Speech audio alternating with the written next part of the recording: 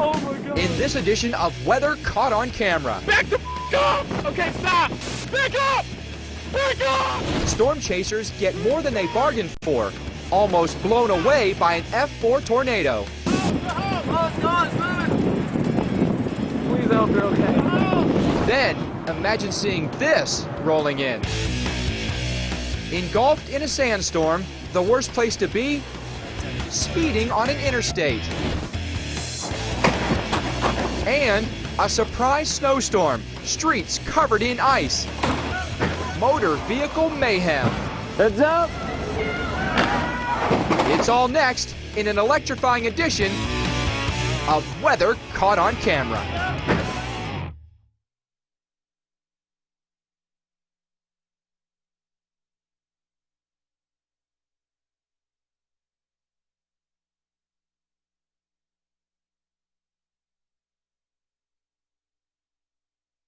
Hello and welcome to Weather Caught on Camera. I'm Mike Bettis.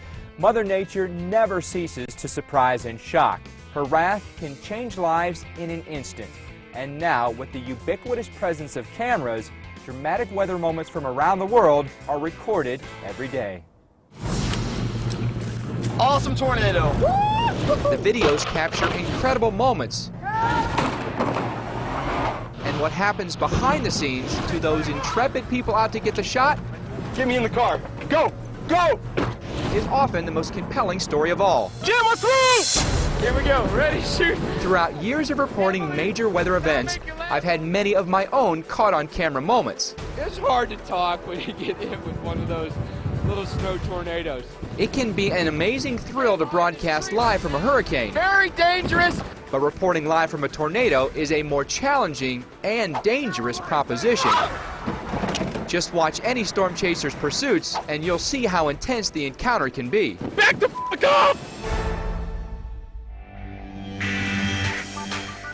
It looks like it keeps... But how about broadcasting live from a tornado? It seldom occurs, much less on a national report, and I'd never done it.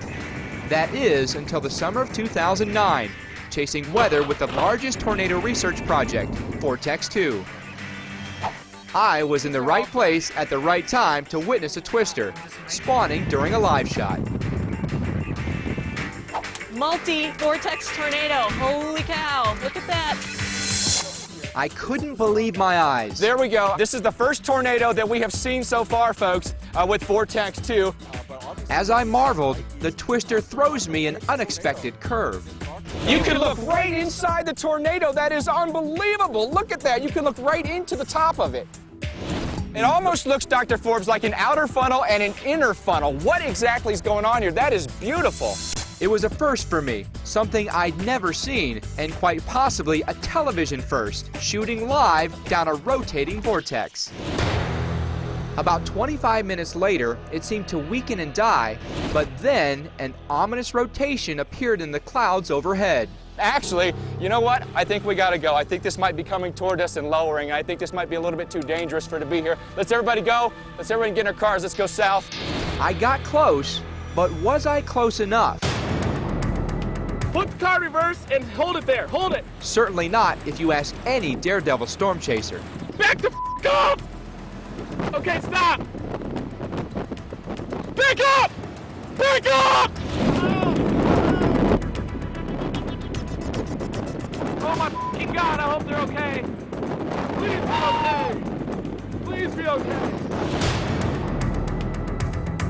When meteorologist Jim Bishop chases tornadoes, he wants to get as close as possible, as safely as possible. We got a tornado. On June 24, 2003, Jim is chasing with friend Reed Timmer, who's riding shotgun with the camera. All right, let's play some bets here. West one or east one? Another less experienced storm chaser, Alex, is along for the ride. Can I just say something? Yeah. It's better to go west because it's moving slowly. Suddenly, the supercell they're tracking starts to spin. They don't know it yet, but it will soon spawn into a monster tornado. This thing's gonna be long-lived. This is fun. There, you can see the dry air wrapping around now. Me and my friend were getting really excited. We were just really pumped because we knew this day was gonna be huge. Oh, this is beautiful. I've been closer than this. I was ready to, get as close to any tornado as I possibly could that day.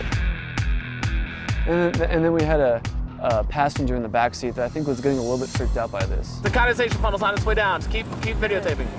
You'll be okay, Alex. I need you to trust me, Alex. I am respecting you and I'm trusting you. As the tornado picks up power, Alex in the back becomes increasingly apprehensive.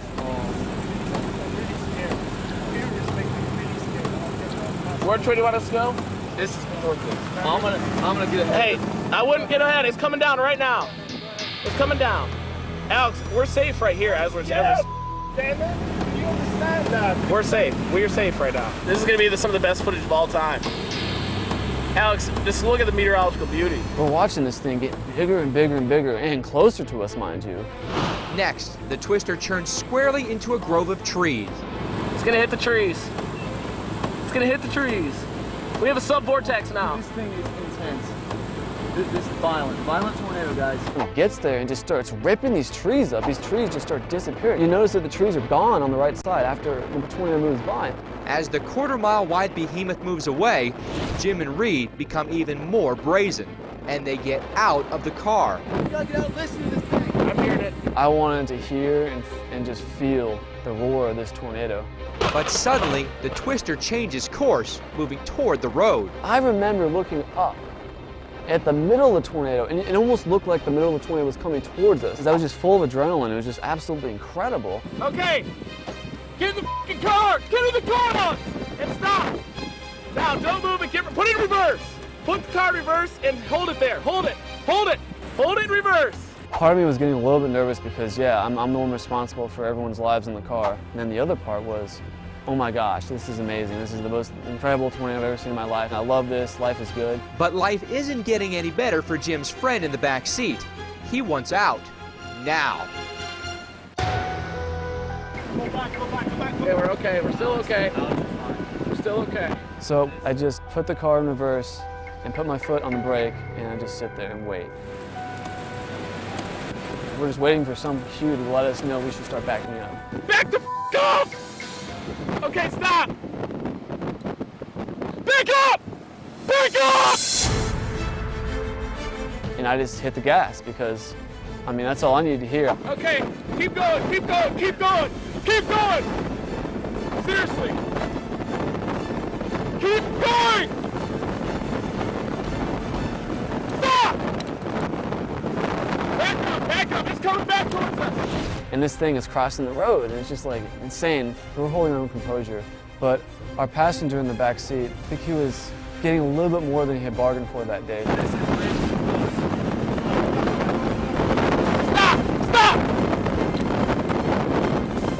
Okay, get out of the car. Stop the car! Finally, we stopped the car, and I get out, and what I saw after that was just too much. I mean, it was way too much. Jim and his pals notice a farmhouse, and the beast is about to steamroll right over it.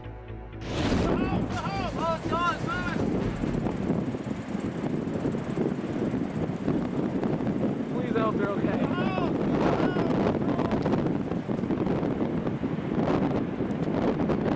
Oh my fucking God, I hope they're okay. Please be okay. Please be okay. It sounded like an explosion, and I saw a lot of debris flying in the air. Now, I'm shocked, and I'm also in awe. Seized by the moment, something strange happens. Jim runs out onto the road, and his freaked out friend joins him. I think he had a little mini celebration, which is something sometimes that happens when you see something unexpected and amazing. But at the same time, I'm so excited because there's this insane tornado in front of me. And it's just like this massive emotions going through my mind. Is there somebody in that house? Is anyone dead? And I know that it's terrible that it hit a house, and we found out later that nobody lives there, so it's not like anybody was really hurt.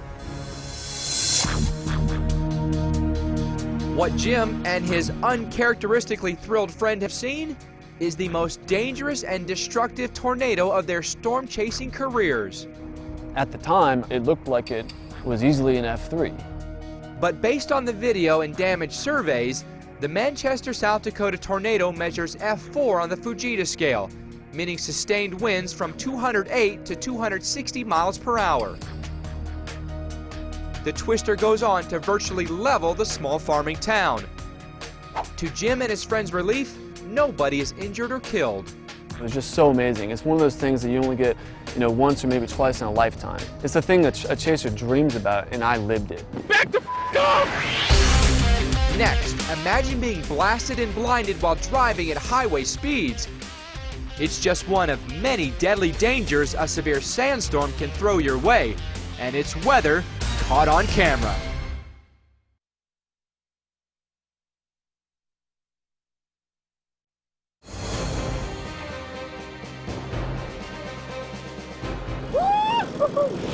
We've seen how a tornado can wreck a house like a bull in a china shop. Back the up! But there's another, less well-known type of storm that rolls in slowly, yet still causes plenty of damage. Sandstorms like this one in Riyadh, Saudi Arabia, are also known as haboobs. They blind whole cities. There was one that hit Sydney very recently that completely covered the whole city in orange and yellow dust. They choke. You want to stay out of these. And as one storm chaser learns, they can even maim or kill. Look at this, look! What the hell, is that a fire? It's a fire, there's an accident. A haboob on the interstate or any fast road is a recipe for disaster. British storm chaser Alistair Chapman travels the world to document anything Mother Nature throws his way. And any aspect of nature at its extreme really sort of gives me a buzz and a rush to see. But a sandstorm evokes completely different reactions. It looks really nasty, really forbidding. It's really quite a frightening sight. Sandstorms occur in dry, arid regions, deserts in particular, during rainy monsoon seasons. Meteorological conditions for dust storms may occur in a thunderstorm itself, just ahead of a thunderstorm, downdrafts, before the ground has gotten wet, it can kick up a lot of dust. A major haboob took Phoenix, Arizona by surprise July 17, 2007, in the form of a menacing red cloud. They are not rare things particularly, but big, strong, severe ones are quite spectacular, and the really big ones don't happen all that often. This haboob nearly shuts down the entire city of Phoenix. It's followed by monsoon rains, which wash away the dust. Back in Great Britain, Alistair Chapman spies this incredible footage and decides to head out to Arizona to try to catch a haboob on camera for himself. I was really excited and thinking, yeah, this could be a really good trip. 1 week later, on July 23rd, Alistair's hunch pays off just north of Tucson. He's in the right place at the right time to film the birth of a monster haboob.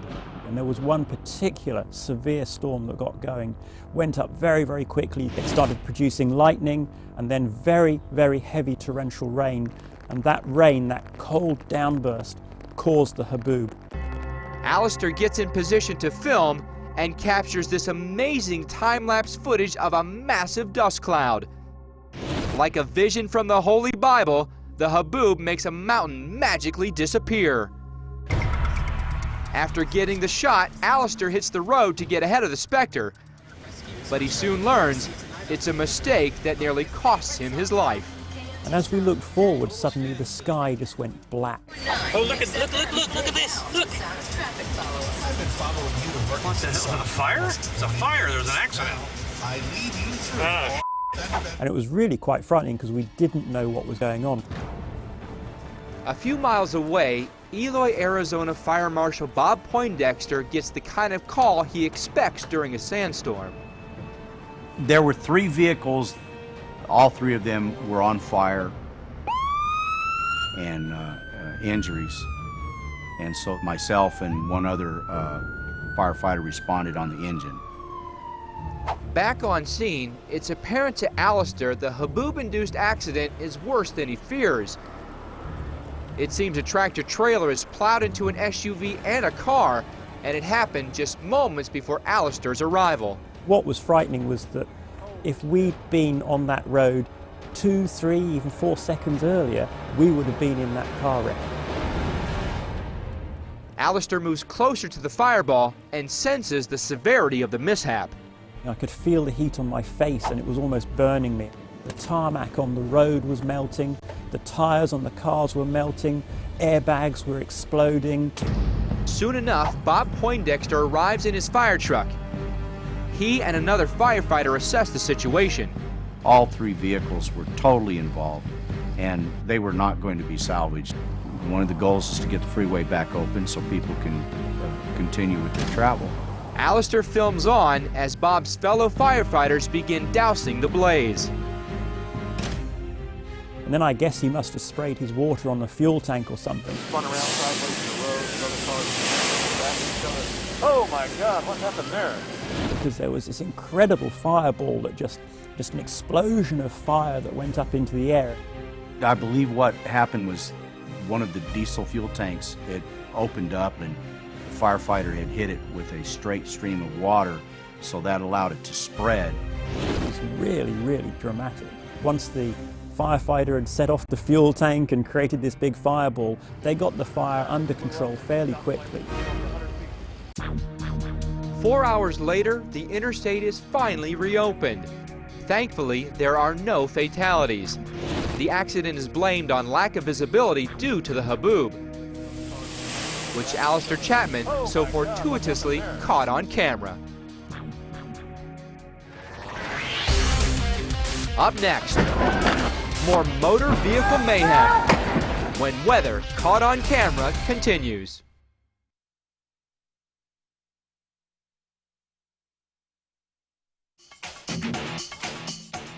Usually bad weather makes getting around just a little more difficult and slow, but one winter morning in Portland, Oregon, nobody expected how going slow would get so out of control.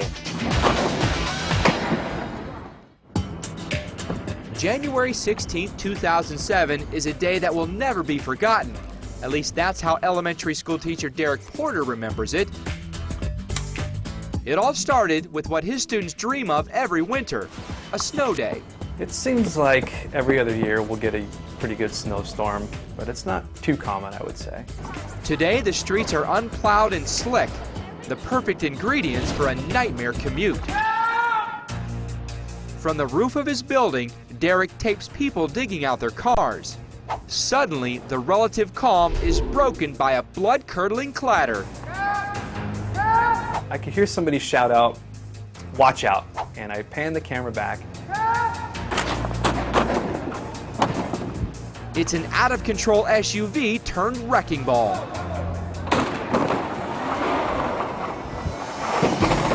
And then they hit the telephone pole and they didn't stop accelerating, and I was speechless. From behind the camera, it looks as if this is the final impact. But now the SUV's sliding backward down this hill, right toward a group of 5 disabled vehicles. It's just bumper cars from there. One car hits another one, and it pushes another car, and pushes the car behind it. The SUV hits a grand total of 8 vehicles, but the excitement's only just begun. Another motorist foolishly follows, apparently in control, but it was not to be. I yelled out to "Heads up." Heads up! And sure enough, the car wound up getting more speed. The driver tries steering away, but there's no turning back. And from then it spun that car around and started going back down the hill a little bit further and wound up hitting another car that was just parked on the side of the road. At this point, Derek is somewhat relieved to hear an approaching fire truck.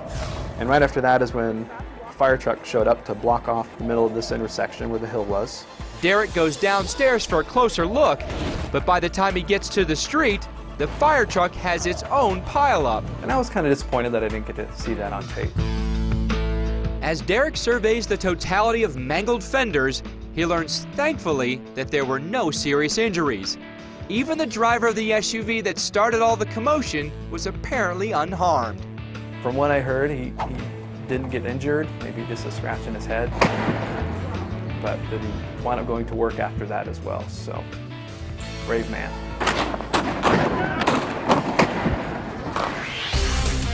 Next, an electrifying tale when weather caught on camera continues.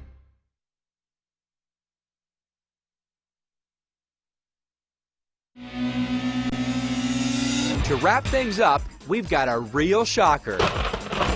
It's a rainy day, and upstate New Yorker William Hall is about to pump some gas. But instead, he gets pumped with electricity. From a wider angle, we can see wet pavement nearby. Then the bolt hits. And at the pumps, a white flash and William falls to the ground unconscious. When he comes to about 5 minutes later, William is dazed, but amazingly, he's okay. I couldn't even catch my breath. My heart was beating very rapid. It was just very scary. William always liked getting close to storms, but he never thought he'd get this close. That's it for this edition of Weather Caught on Camera. I'm Mike Bettis. See you next time.